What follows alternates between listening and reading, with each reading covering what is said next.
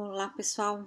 Então, hoje a gente vai falar um pouquinho de um aparelho que é muito bem indicado para tratamentos de pacientes classe 2 com excesso de crescimento vertical e anteroposterior dessa minha maxila. Esse aparelho se chama Turou modificado ou também chamado de splint, tá?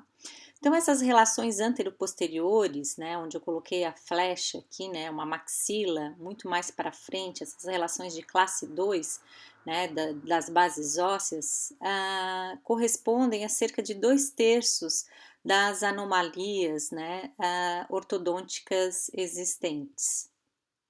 A classe 2, ela pode, nós temos a classe 2 primeira divisão, que nessa fotografia da esquerda, quando nós temos os incisivos vestibularizados, ou nós podemos também ter a classe 2 segunda divisão, enquanto os nossos incisivos centrais estão verticalizados e os laterais vestibularizados.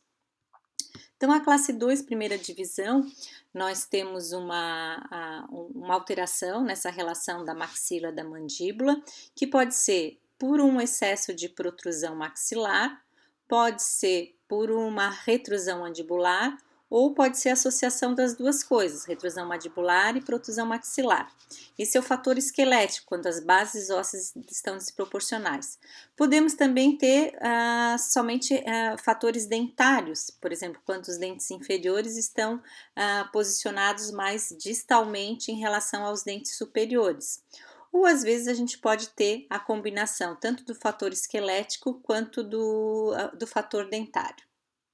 Quando a gente avalia uma arcada com as bases maxilares com uma boa relação, né, que cresceram proporcionalmente, ela não só proporciona uma oclusão funcional, né, uma boa oclusão, mas também uma estética favorável. Quando a gente começa a ter uma desproporção nessas bases ósseas, nessas maxilas, na maxila e na mandíbula, nós podemos ter alteração nas 3 direções do espaço.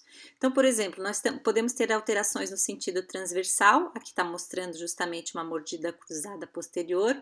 Nós podemos ter alterações no sentido sagital, que seria antero-posterior, por exemplo, na fotografia superior à esquerda, nós temos um paciente classe 2. Na inferior à esquerda, nós também temos uma alteração sagital no sentido antero-posterior, né? Aqui parece por uma protusão mandibular. Nós podemos também ter uma alteração no sentido vertical. Por exemplo, aqui na fotografia superior da direita, nós podemos ter um paciente com mordida aberta ou na foto inferior à direita como uma sobremordida profunda.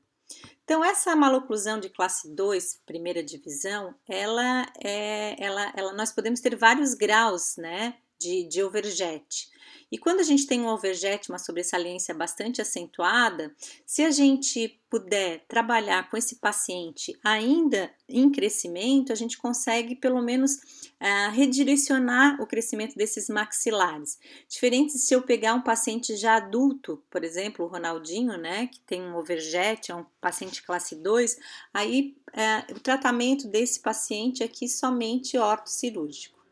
Então, a gente pode fazer o tratamento, né, de um paciente classe 2, a gente pode fazer o tratamento em uma fase única, que a gente chama, né, ou a gente pode fazer o tratamento em 2 fases, que aí a gente pode utilizar, fazer o uso de algum aparelho ortopédico para tentar melhorar, redirecionar o crescimento dessas bases ósseas e finalizar com um aparelho fixo. Os aparelhos ortopédicos, eles visam justamente isso, né? Melhorar essa relação dessas bases ósseas da maxila e da mandíbula, facilitando a oclusão e dando estabilidade para esse paciente, e melhorando também o perfil da face desse paciente. Esse aparelho ortopédico ele deve ser indicado para pacientes jovens e para pacientes geralmente que estão nos surtos de crescimento, tá? E esse aparelho Turou, o que ele vai fazer? Ele vai restringir, né, o crescimento da maxila, tanto no sentido antero-posterior, quanto no sentido, deixa eu mostrar nessa outra fotografia, ó, tanto no sentido antero-posterior, como está mostrando essa setinha na horizontal, como no sentido vertical também, né? Porque está indicado para pacientes classe 2 com excesso de crescimento anteroposterior e excesso de crescimento vertical da maxila.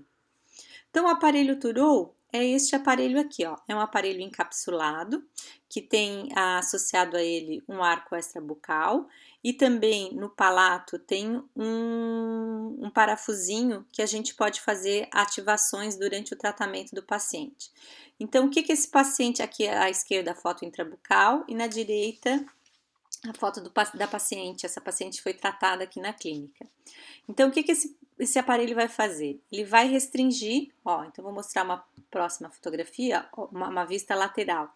Então, com esse AIB, o arco externo, como ele é inclinado para cima, uma direção de 45 graus mais ou menos, então a força desse aparelho está sendo feita no sentido para trás e para cima. Então, eu estou restringindo a maxila tanto no sentido antero-posterior, né? Tô empurrando ela, né, segurando ela no sentido, não deixando ela crescer mais no sentido antero-posterior, e também segurando, restringindo o crescimento no sentido vertical. Como este aparelho tem esse encapsulado aqui na parte posterior, o paciente, quando vai morder, né, ele vai promover a intrusão desses molares. Fazendo essa intrusão desses molares, a minha mandíbula vai fazer um giro, né, diminuindo, melhorando a minha relação de classe 2 e melhorando também esse meu excesso de crescimento vertical. Então, tá aqui a nossa paciente, a Rafaela, tá? As fotos extrabucais. Aqui as fotos intrabucais, na direita e esquerda a gente consegue ver que tem um overjet acentuado, apesar do no direito ainda o canino não está erupcionado, mas a gente verifica a relação de classe 2. No arco superior, a gente vê já uma falta de um arco um pouco mais triangular, né? Uma falta de espaço para a correta erupção do canino. E no arco inferior, um apinhamento na região anterior inferior. A análise cefalométrica, então aqui ó, o padrão cefálico no primeiro quadradinho superior, a gente consegue ver que todas as medidas ó, verticais estão aumentadas, né? Então que esse paciente é um paciente dólico, cefálico. No quadrinho em roxo, a gente consegue ver que o ANB dela de 5,81 e já a gente visualizou que ela é uma classe 2 dentária e é uma classe 2 também esquelética, né?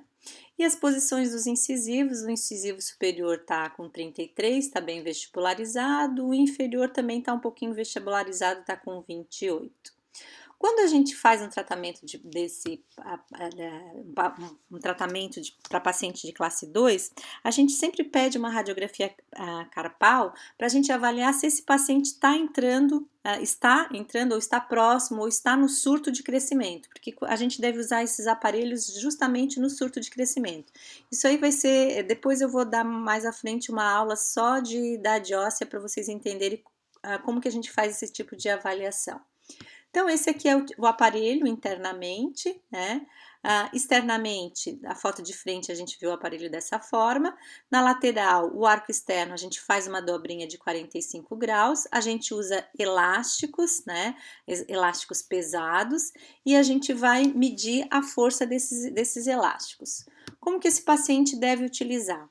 Ele deve utilizar a força que a gente deve colocar de 400 forças pesadas, forças ortopédicas, 400, 450 gramas. Um uso bastante intensivo, né? Eu botei aqui 14 a 16 horas, mas pode ser até mais.